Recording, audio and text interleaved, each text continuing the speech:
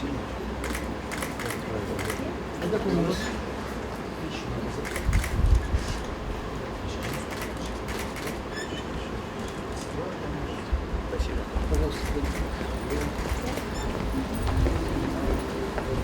утро.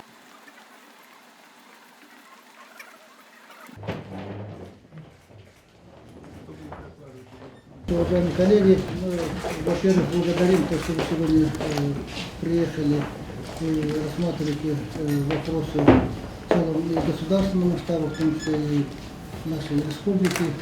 Мы хотели бы на этом совещании актуализировать проблемы, связанные с доступа населения к авиатранспортному обслуживанию, потому что Республика Саха-Якутия имеет очень огромную территорию, меньше 40%.